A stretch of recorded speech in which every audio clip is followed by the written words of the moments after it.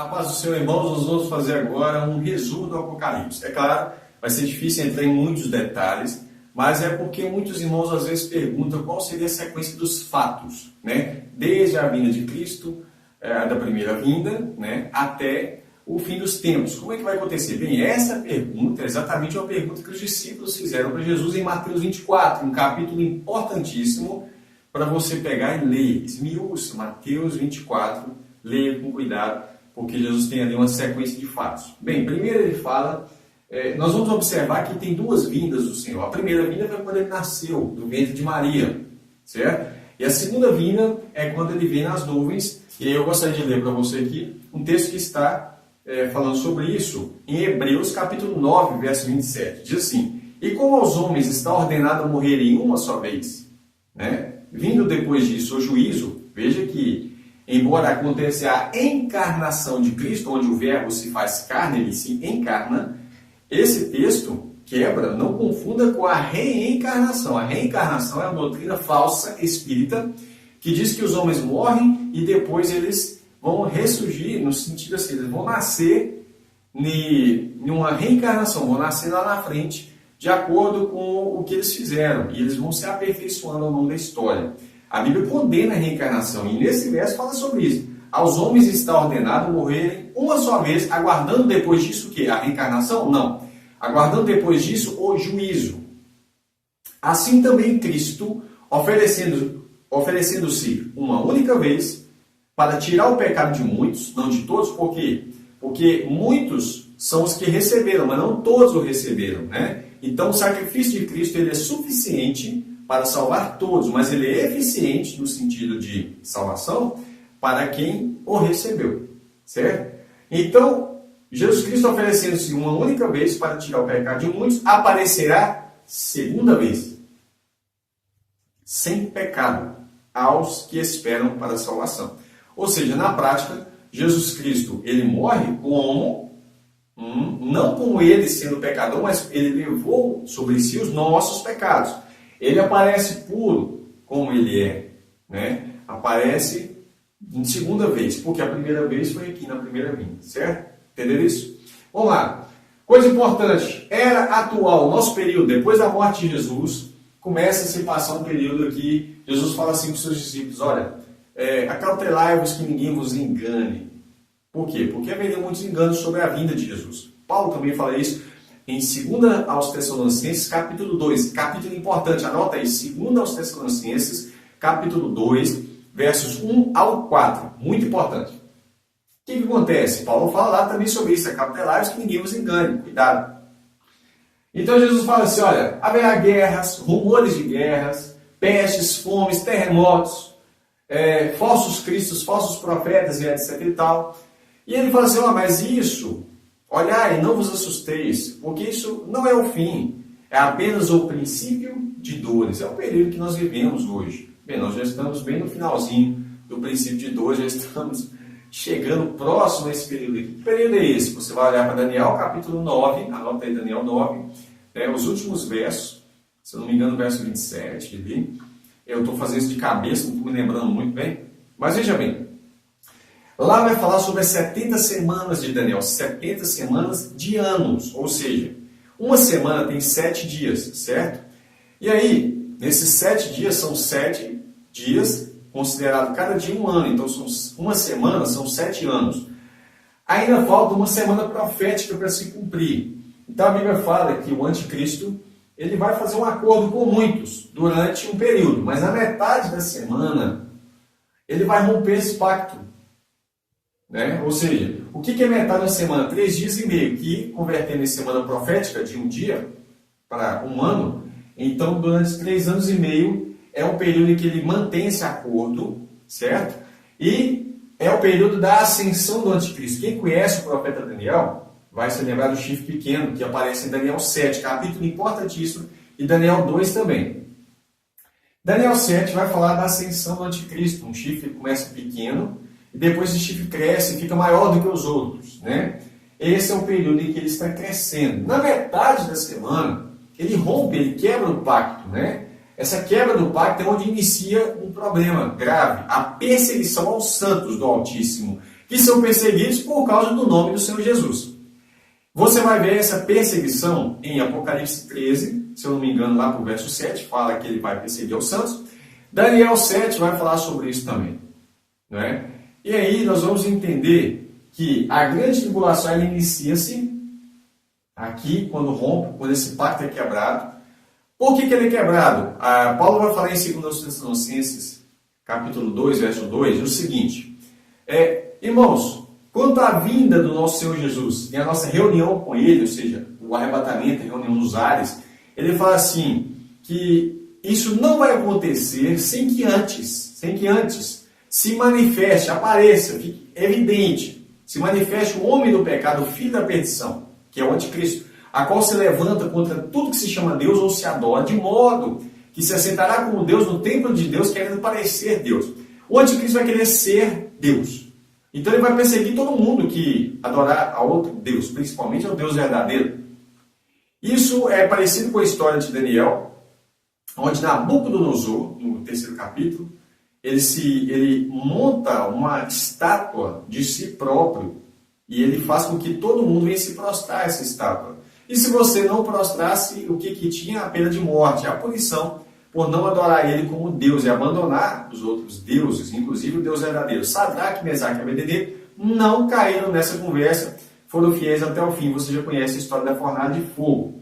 Bem, é a mesma coisa que o anticristo vai fazer com a imagem da besta, certo? Quem não adorar a imagem da besta vai morrer, vai ser perseguido, vai ser preso, vai ser torturado, vai ser morto, etc. e tal. Esse sim é o período da grande tribulação. Muita gente acha que ela começa no início da semana. Não, ela começa na metade da semana, onde a besta vai perseguir durante um período de 42 meses, que dá 3 anos e meio. Ou, na linguagem profética, tempos e metade de um tempo, que seria 3 anos e meio.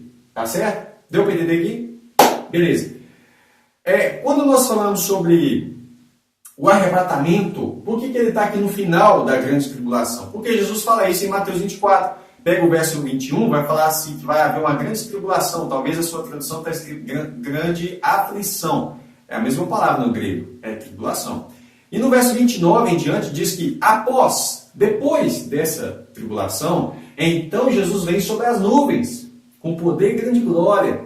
E aí ele envia os seus anjos para recolher os santos. É aqui que está acontecendo o arrebatamento. Isso bate com o que está escrito em 1 Coríntios capítulo 15, se você pegar lá no verso 51 e 52, diz assim, eis aqui vos digo um mistério, Paulo dizendo, na verdade nem todos dormiremos, que é morrer em Cristo, né? Mas todos seremos transformados. Quanto tempo demora essa transformação? Num momento, continua a leitura, todos seremos transformados, num momento, num abrir e fechar de olhos. Não é o arrebatamento que é no abrir e fechar de olhos, mas a transformação. Todos seremos transformados num momento, num abrir e fechar de olhos, ante a última trombeta. Paulo tinha a trombeta do Apocalipse em mente. Mas João não tinha escrito ainda o Apocalipse. Ora, e a revelação de Deus precisava vir por meio do escrito de João para que Paulo compreendesse. Pedro mesmo elogia a sabedoria profunda que Paulo diz, que Paulo tinha. Inclusive, Paulo diz o seguinte, ele conta um evento na segunda pessoa, dizendo que ele conhecia um homem, que era ele mesmo, ele estava falando dele, um homem que ele ouviu coisas de Deus, inclusive coisas tão profundas, que havia algumas coisas que era proibido aos homens ouvirem. Então, Paulo não poderia falar daquilo que ele ouviu. Olha, se Paulo ouviu coisas tão grandiosas, ele não sabia dessa última trombeta, evidentemente que ele está falando da ressurreição do período da vinda de Cristo. Ele fala assim, na verdade nem todos dormiremos, mas todos seremos transformados no momento, no abrir e fechar de olhos, ante a última trombeta, porque a trombeta soará e os que morrerem em Cristo ressuscitarão em corpos incorruptíveis. Deixa eu abrir aqui, ó. Aí ele fala assim, e os mortos ressuscitarão incorruptíveis, e nós, que estivermos vivos, seremos transformados, certo? Ele está falando nós na figura da igreja, nós que ficarmos vivos para a vinda do Senhor, né? Agora, em 1 Tessalonicenses capítulo 4, olha que interessante como que Paulo trabalha esse assunto, falando ainda do arrebatamento. Verso 15, dizemos-vos isso pela palavra do Senhor, que nós, os que ficarmos vivos para a vinda do Senhor Jesus, não precederemos os que dormem. Olha, nós não vamos passar na frente dos irmãos que estão mortos. Nós não vamos subir no arrebatamento e eles ficarem. Não. Como é que funciona a sequência? Porque o mesmo Senhor descerá do céu, com alarido, a voz do arcanjo e da trombeta de Deus, com a trombeta de Deus, E os que morrerem em Cristo ressuscitarão primeiro. Então, antes do arrebatamento, tem que acontecer a ressurreição dos mortos. Os que morrerem em Cristo, anota a sequência, ressuscitarão primeiro. Paulo já tinha explicado que a ressurreição já era um corpo transformado. Você não vai ressuscitar, se caso você morrer, num corpo natural e depois esse corpo ser transformado num corpo glorificado. Não, já ressuscita com corpos incorruptíveis. Depois, olha a sequência, depois nós, os que ficarmos vivos, que são transformados, seremos arrebatados juntamente com eles nos ares. Não é arrebatamento para o céu. A Bíblia não fala de ser arrebatado para o céu de Deus, mas aqui o céu das nuvens. Então fala assim, seremos arrebatados juntamente com ele nas nuvens, né? A encontrar com o Senhor nos ares. Por que encontrar com ele nos ares? Porque ele veio do céu e nós vamos até as nuvens, certo? E nós vamos encontrar com ele ali, nas nuvens, como está escrito em Mateus 24, né? E aí, fala assim, portanto, consolai-vos uns aos outros com essa palavra. Aqui você tem um evento importante. Agora, o próximo passo é falar sobre o que acontece depois da vinda do Senhor Jesus. Ok? Então, nós vamos estar falando sobre o que acontece aqui depois. Bem, depois da vinda do Senhor Jesus Cristo, para que ele encontre com a gente? Primeiro, porque ele é o cavaleiro do cavalo branco, certo? Ele é o chefe de um exército que vem para a batalha do Armagedon. Aí você fala assim, mas você falou que o arrebatamento acontece depois da grande tribulação, porque lá em Mateus está escrito isso, Mateus 24. Quais são os outros versos que vai dar embasamento para nós falarmos sobre isso? Bem, tem gente que acha que o arrebatamento vai acontecer, né, a qualquer momento, mas não é isso que a Bíblia diz. Tem um momento que a Bíblia diz. A Bíblia diz que para o arrebatamento ocorrer, precisa acontecer a ressurreição. E quando é que acontece a ressurreição? A ressurreição acontece, evidentemente, segundo o que Jesus falou, João capítulo 6, abre sua Bíblia aí, João capítulo 6, no verso 39, Jesus vai dizer que a ressurreição acontece no último dia. No verso 40, ele diz que a ressurreição acontece no último dia. No verso 44, Jesus diz que a ressurreição acontece no último dia, e não 7 anos antes do último dia, e não 3 anos e meio antes do último dia, mas no último dia. No verso 54, Jesus também diz que acontece em Mateus 6, em João 6, versos 39, 40, verso 44 e 54, Jesus também fala que a ressurreição ocorre no último dia. Marta, irmã de Lázaro, entendeu o ensino. Quando Jesus fala assim, em João 11, verso 23, ele diz o seguinte para Marta, teu irmão há de ressuscitar. Sabe o que ela fala para ele? Ela diz assim, eu sei, Senhor, eu sei que ele há de ressuscitar na ressurreição do último dia, mas Jesus não estava falando dessa ressurreição, Jesus estava falando que ia ressuscitar ele agora, né, naquele momento. Então, ela entendeu que a ressurreição dos santos ocorre no último dia, como Jesus tinha falado. Então, se a ressurreição ocorre no último dia, ao soar da última trombeta, então nós sabemos que o arrebatamento também precisa acontecer no último dia, ao soar da última trombeta. A última trombeta, como nós já falamos, eles têm em Apocalipse capítulo 11, verso 15. Olha que coisa chique. São 7 trombetas do Apocalipse e essa é a última. Aí você fala, não, o arrebatamento já aconteceu. Se o arrebatamento aconteceu antes, então ele não aconteceu na última trombeta. Porque se tem uma trombeta depois da última, então aquela não foi a última, certo? Essa é a última. O 7º anjo tocou a sua trombeta e houve no céu grandes vozes que diziam, olha o que as vozes dizem para o arrebatamento, quando Jesus vem. E o que acontece depois do arrebatamento? Os reinos do mundo, não os reinos do céu. Aqui está estabelecendo que Jesus vem para reinar no mundo durante um período de 1000 anos. Esse é o milênio. Os reinos do mundo vieram a ser do nosso Senhor e do seu Cristo, e ele reinará para todo o sempre. O reino não é um reino de Viona, é um reino eterno, mas aqui nós temos um período mais ou menos, vamos dizer assim, de um estágio para onde a igreja vai reinar com Cristo durante o período de 1000 anos. Eu vou colocar aqui aquilo que a gente chama de reino milenar, né? O milênio. São 1000 anos de reinado aqui na Terra e tem um propósito de Deus para isso, evidentemente. E diz assim, e ele, fala assim, ele reinará para todo sempre. Os reinos do mundo vieram a ser do Senhor e do seu Cristo, né? E os 24 anciãos que estão assentados em seus tronos diante de Deus prostraram-se com seus rostos e adoraram a Deus, dizendo, graças te damos, Senhor Deus Todo-Poderoso que és e que eras e que has de vir, que tomaste o teu poder, o teu grande poder e reinaste. É nesse momento que acontece então a Jesus Cristo assumindo o reino, a autoridade sobre os reinos do mundo, que até então estava na mão do inimigo, né? E iraram-se as nações. Quando Cristo vem, as nações se iram nesse período, né? E veio a tua ira. Eles estão declarando, as nações se iraram e então veio a tua ira. E a igreja subiu porque ela sai fora da ira de Deus, certo?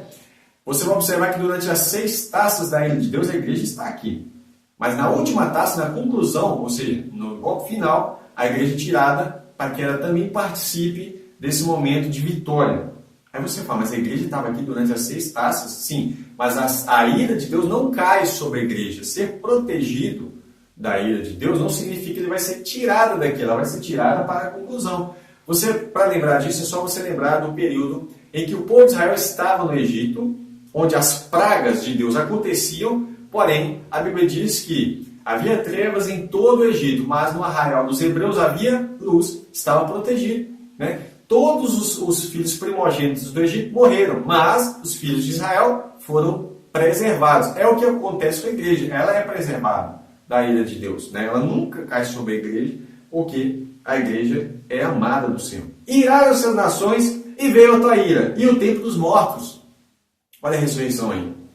Para que sejam julgados, e o tempo de dar-lhes galardão aos profetas, aos seus servos, aos santos e aos que temem o seu nome, pequenos e grandes, e o tempo de destruir os que destroem a terra.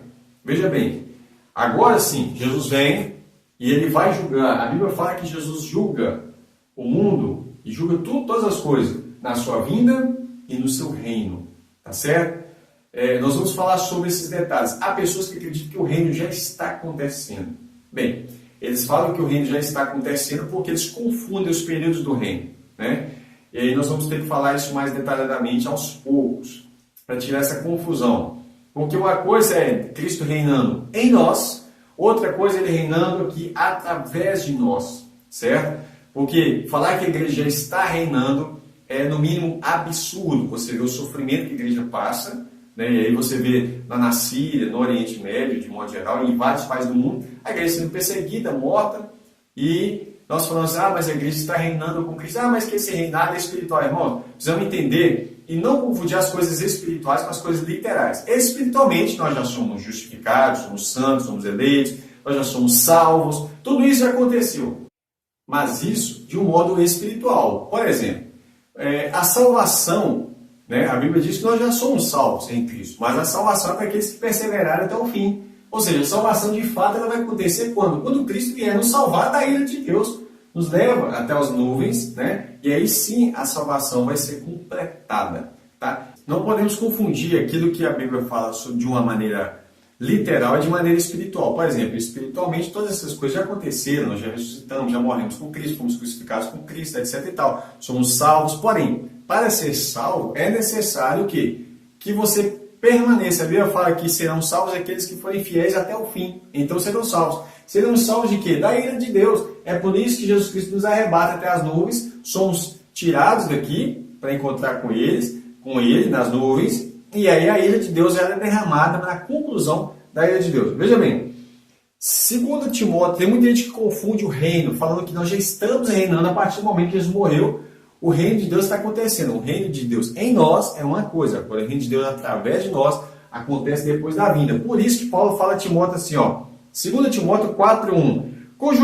Conjuro-te, pois, diante de Deus e do Senhor Jesus Cristo, que há de julgar os vivos e os mortos, na sua vinda e no seu reino. Veja bem, ele não fala no seu reino e na sua vinda. Ele fala na sua vinda e no seu reino. Por quê? Porque o reino é posterior à vinda, não o oposto. Há pessoas que tentam colocar como se o reino já estivesse acontecendo aqui. O reino de Deus já acontece em nós, porque o rei está em nós, né? Cristo habita em nós, que ele é o rei, ele reina em nós, reina no nosso coração, sobre a igreja Cristo reina.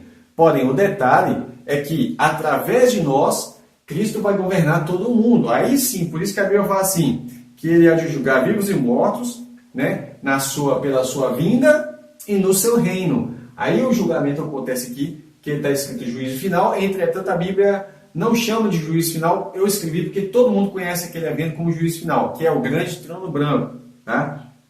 Olha que coisa interessante aqui. Ó. Vamos ver um texto que as pessoas usam para falar que o reino já está acontecendo. Romanos capítulo 5, verso 17 diz assim: porque se pela ofensa de um só, esse foi o pecado de Adão, a morte reinou por esse, muito mais os que receberam a abundância da graça, do dom da justiça, e a justiça eterna ocorre na vinda de Cristo, reinarão em vida por um só, Jesus Cristo. Aí eles falam, tá vendo? Reinar em vida, é que nós estamos reinando agora. Irmão, aqui está falando da vida eterna, que é uma prova. Veja bem, verso 21. Para que assim como o pecado reinou na morte, também a graça reinasse pela justiça para a vida eterna. Está vendo? Por nosso Senhor Jesus Cristo. 2 Timóteo, capítulo 2, verso 11. Paulo diz assim: palavra fiel é esta, que se morrermos com ele, também com ele viveremos. Futuro. Se sofrermos, também com ele reinaremos. Futuro. Né? Se o negarmos, ele também nos negará. Está falando do evento futuro. Então ele fala, se nós sofrermos com Cristo, por causa do Evangelho, por causa do nome de Jesus, então nós vamos reinar com Cristo. Né? Esse reino você vai ver em Apocalipse capítulo 5, verso 9. Tá? Aí ele fala assim, e cantavam um novo cântico, estavam cantando, dizendo, digno és de tomar o livro e de abrir os seus selos, porque foste morto, e com teu sangue nos compraste para Deus toda a tribo, língua e povo e nação. E para o nosso Deus nos fizeste reis e sacerdotes, e reinaremos sobre a terra. O reino de Cristo ocorre sobre a terra durante 1000 anos. O reino de Deus é eterno, não é só 1000 anos. Nós temos aqui apenas uma iniciação desse reino durante 1000 anos, onde nós vamos reinar com Cristo. Nós já lemos Apocalipse capítulo 11, onde você vê que fala assim, os reinos do mundo, Apocalipse 11, verso 15, os reinos do mundo vieram a ser do Senhor e do seu Cristo, porque esse é o evento. Daniel, capítulo 2, verso 44, vai falar o seguinte, que nos dias em que os reis estiverem acomodados ali, juntados com o anticristo para fazer guerra, essa guerra chamada de Armagedon, fala assim, mas no dia desses reis, o Deus do céu levantará um reino que não será jamais destruído, um reino eterno. E este reino não passará a outro povo, esmiuçará e consumirá todos esses reinos, mas ele mesmo subsistirá ou permanecerá para sempre. Você precisa ler todo o capítulo 2 de Daniel para entender esse contexto, mas está falando que um reino que vai se levantar, né? Inclusive esse reino no capítulo 2, verso 44, fala o seguinte, havia um estado que representa os reinos do mundo, e veio uma pedra cortada de um monte lá do céu, ou seja, esse monte no céu é o reino de Deus, lá no céu. Essa pedra que foi cortada é Cristo. Essa pedra vem, bate no pé da estátua, desmiuça toda ela, vira pó, né? E essa pedra, quando cai aqui no pé da estátua, ou seja, nos reinos do mundo, destrói os reinos do mundo, e ela cresce e se torna um grande monte e enche toda a terra. Ou seja, esse monte que havia no céu é o reino de Deus, e esse monte que enche aqui na terra, que é uma pedra cortada do monte de Deus, é o reino de Deus aqui na terra. Por isso, na oração do Pai Nosso, Jesus ensinando, ele fala assim, ele não ensina para orar assim, nós vamos para o teu reino, mas ele ensina a oração da seguinte forma, venha a nós o vosso reino. É o reino de Deus que vem a nós, ou seja, Cristo vem com uma pedra cortada do monte, né? Leia Daniel 2, hein? E aí essa pedra vem, bate no pé da estátua, quebra tudo, essa pedra cresce, se torna um grande monte, que é o quê? O reino de Deus aqui na terra, por meio do nosso Senhor e Salvador Jesus Cristo. Daniel capítulo 7, leia todo o capítulo, é importante, né? Verso 13, diz assim, olha o que Daniel diz. Eu estava olhando nas minhas visões da noite, e eis que vinha nas nuvens do céu, um como o filho do homem, e dirigiu-se ao ancião de dias, e o fizeram chegar até ele. Aqui está falando da ascensão de Cristo ainda, né? E foi-lhe dado o domínio. Aí ele já vai, Daniel, faz um link. E foi-lhe dado o domínio, e a honra, e o reino, para que todos os povos, nações e língua o servissem. E o seu domínio é um domínio eterno, que não passará, e o seu reino é um reino tal que não será destruído. Ou seja, Daniel pula essa etapa toda. Ele fala, Jesus sobe, recebe, quando Jesus está subindo, ele fala para os seus discípulos, um pouco antes, olha, todo poder me foi dado no céu e na terra. Né? Esse todo poder foi me dado, ele recebe todo poder. Porém, ele vem assumir a posse do reino na sua vinda, na sua segunda vinda. A posse do reino aqui da terra, tá certo? Você vai ver em Atos capítulo 1, né, que quando Jesus está para subir, ele fala assim, olha, que eles deveriam permanecer em Jerusalém, né, e fala assim, que eles seriam revestidos de poder para ser testemunhas dele, tanto em Jerusalém, Samaria, até os confins da terra. Né? Jerusalém, Judéia, Samaria, até os confins da terra. E aí, quando ele estava falando isso, ele começa a subir ao céu e uma nuvem esconde ele. Aí o que ele diz? Aí 2 homens aparecem do lado dos discípulos e falam assim, varões, por que vocês estão olhando para cima? Esse Jesus que vocês estão olhando, vendo ele subir ao céu, né, que foi recebido no céu, ele vai vir da maneira com que vocês estão vendo ele hoje. Ou seja, da mesma maneira que ele subiu na nuvem, ele vai voltar na nuvem, da mesma forma que vocês viram. Tá? E aí nós vamos para mais um texto aqui, Daniel capítulo 7, verso 19. Então tive o desejo de conhecer a verdade a respeito do quarto animal, que era falando do último período dos reinos do mundo, que era diferente dos outros, muito terrível, cujos dentes eram de ferro e cujas unhas de bronze, devorava aos pés o que sobrava. Também a respeito dos 10 chifres que tinha na cabeça, etc. e tal. Que é, vamos falar assim de um certo modo, os aliados do anticristo, né? E ele fala assim, e do chifre que subiu, o pequeno, né? A qual caíram 3, isso é, daquele que tinha olhos, de cuja boca falava grandes coisas, cujo parecer era mais robusto do que os seus companheiros. Eu olhava e eis que esse chifre, o chifre pequeno, que é o anticristo, fazia guerra contra os santos. Você vai ver isso em Apocalipse, capítulo 13, verso 7. E prevaleceu contra eles. Fazia guerra contra os santos e prevaleceu, venceu. Prevaleceu contra eles, até que veio o ancião de dias e fez justiça aos santos do Altíssimo. E chegou o tempo em que os santos possuíram o reino. Apocalipse 13, 7 diz assim, sobre o anticristo, né? E foi-lhe permitido fazer guerra aos santos e vencê-los. Vencê-los. E deu-se-lhe poder sobre toda tribo, língua e nação. O anticristo, né, perseguindo aqui. Mas nós passamos da etapa importante. Né? Sobre o milênio, Apocalipse capítulo 20, verso 4. Diz assim, e vi tronos, e se sentaram sobre eles, e foi-lhe dado o poder de julgar, e vi as almas daqueles que foram degolados. Olha, degolados por quê? Por causa da grande tribulação. Degolados pelo testemunho de Jesus e pela palavra de Deus, e que não adoraram a besta, nem a sua imagem, não receberam o sinal na sua testa, e nem em suas mãos. Olha, e viveram a ressurreição depois da perseguição. Está vendo? Porque para haver arrebatamento tem que haver ressurreição. Então eles foram degolados por causa do testemunho de Jesus, por causa da perseguição da besta. Né? Aí fala assim, e viveram, ressuscitaram, e reinaram com Cristo durante 1000 anos. Ou seja, a gente sabe que o reino é depois da ressurreição, é depois da perseguição, da grande tribulação. Mas os outros mortos não reviveram, até que os 1000 anos acabaram. Esta é a primeira ressurreição, que é a ressurreição para o arrebatamento. Bem-aventurado e santo aquele que tem parte da primeira ressurreição. Se houvesse arrebatamento antes da grande tribulação, essa aqui não seria a primeira ressurreição, seria a segunda, ou a terceira, ou a quarta, né? Bem-aventurado e santo aquele que tem parte da primeira ressurreição. Sobre estes, não tem poder a segunda morte, que é o lago de fogo. Então fala assim, mas serão sacerdotes de Deus e de Cristo, e reinarão com ele 1000 anos. Acabando os 1000 anos, a Bíblia diz que Satanás será solto da sua prisão, sairá a enganar as nações, né? Gog e Magog, pelos 4 cantos da terra, cujo número é como a areia do mar, para juntar em batalha. Mas não vai ter batalha aqui não, só vai ter batalha aqui na vinda de Cristo, que é o Armagedon. Gog e Magog, eles vão se juntar, mas aí, ó, subiram sobre a largura da terra, cercaram o arraial dos santos e a cidade amada de Deus, e desceu fogo do céu, e devorou eles. Então não teve batalha, desceu fogo do céu e devorou eles. E o diabo que os enganava foi lançado no lago de fogo e enxofre, aonde estão a besta e o falso profeta. Veja bem, na batalha da Magedon, a besta e o falso profeta são lançados no lago de fogo.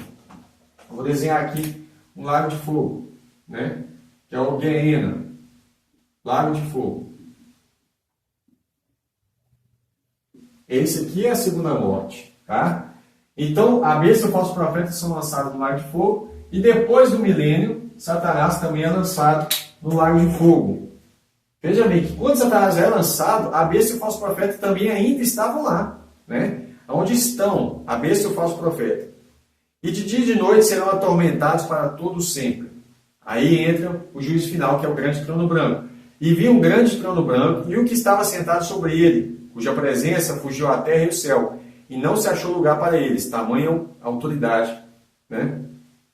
E vi os mortos, grandes e pequenos, que estavam diante de Deus, e abriram-se os livros, né? E abriu-se outro livro, que é o livro da vida.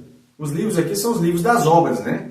Então fala assim, os mortos foram julgados pelas coisas que estavam escritas nos livros, segundo as suas obras. E deu o mar aos seus mortos, os que nele haviam. A morte e o Hades, talvez sua tradução está inferno, é uma tradução péssima para falar sobre o Hades. A morte e o Hades deram os mortos que neles haviam, e foram julgados cada um segundo as suas obras. A morte e o Hades, que é o inferno, que eles chamam de inferno, foram lançados no inferno, que é o lago de fogo. Então, o Hades que é lançado no lago de fogo, né? Esta é a segunda morte. A Bíblia diz que aqueles que têm parte na primeira ressurreição, sobre estes, não tem poder o lago de fogo. Ou seja, só pode vir para o lago de fogo quem ressuscitar na segunda etapa. Aqui vão ser julgados, e aqueles que não forem achados escritos no livro da vida vão ser lançados no lago de fogo. Mas não são os da primeira. Os da primeira não correm esse risco, tá ok? E aí, irmãos, você vai ver aqui falar sobre o milênio. Muitos são os textos que falam sobre ele. Só que, aí você pergunta, como vai ser o milênio? Especificamente, a Bíblia não detalha como é, mas ela deixa claro que o milênio é depois da vinda, e ela deixa claro que vai acontecer um reino de 1000 anos, onde nós vamos reinar com Cristo durante o período de 1000 anos. Vamos fazer uma recapitulação. Jesus fala, depois da sua morte, ele ensina os seus discípulos, durante o seu período de ministério, ele ensina que depois vai haver guerras, rumores de guerras, pestes, fomos, terremotos, falsos profetas, falsos cristos. É o período atual que nós estamos chamando de princípio de dores. Mas ainda não é o fim. Aí, fala da última semana, né? Vou pegar aqui a última semana de Daniel. Esse período aqui é o período de 7 anos. Vou colocar aqui, não 7 anos, não vou escrever assim, ó. 70 semana, vou colocar a última semana, né? Última semana de Daniel, né? Última semana profética de Daniel. Lembrando que a semana profética são 7 dias, uma semana, mas são semana de anos, então são 7 anos. Durante esses 7 anos, é o período de ação do anticristo, onde ele começa a se despontar como um chifre pequeno, que no início faz um acordo com muitos, mas ele quebra o acordo na metade da semana, então inicia a grande tribulação, que é 3 anos e meio, ou 42 meses, como está escrito em Apocalipse. Ou tempos e metade de tempo, como diz em Daniel. Tempo, né, como eu já expliquei, tempos, que é 3, e metade em tempo, ou seja, dá 3 anos e meio, ok? Cada tempo representa um ano. Então, no final desse período, a Bíblia fala em Mateus 24, verso 29 em diante, que no verso 21 fala que vai haver uma grande tribulação. Tanto é que em Daniel 12 fala também que vai haver uma grande tribulação, como nunca houve, mas aí logo em seguida fala de quê? Da ressurreição dos mortos, né? Então, Jesus vem para encontrar conosco o que precisa acontecer primeiro? A ressurreição dos mortos. E nós que estamos vivos, corpos transformados, e vamos subir juntamente com eles até as nuvens para encontrar com o Senhor Jesus nos ares. O que vai acontecer em seguida? Você vai perceber que vai acontecer que Jesus termina de descer com a igreja, certo? Agora a igreja vai acompanhar ele, isso está na sequência Apocalipse 20, né? Aliás, Apocalipse 19 você já vê isso acontecendo, Apocalipse 19, e ele desce como um cavaleiro do cavalo branco, e nós vamos acompanhando ele para a guerra, a batalha da Magedon, onde no final Cristo vence, evidentemente, e a besta, o falso profeta, é lançado no lago de fogo, né? Vou colocar aqui uma outra cor. Aí eu vou colocar aqui as duas bestas, que é a besta e o falso profeta, são lançados no lago de fogo. né? Acontece o reino de 1000 anos. Aqui acontece a primeira ressurreição dos santos. Ok, primeira ressurreição.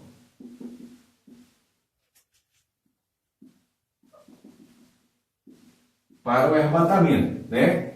Depois que acontece o milênio, aí vai acontecer a ressurreição, a outra ressurreição. A Bíblia não chama de segunda ressurreição, mas está implícito que é a segunda ressurreição, que é para o juízo, né? Que é para o juízo final, que é para o grande trono branco, onde vão abrir-se os livros, né? Vai abrir os livros, que são os livros das obras. Vou colocar aqui os livros, né? E vai abrir também o livro da vida.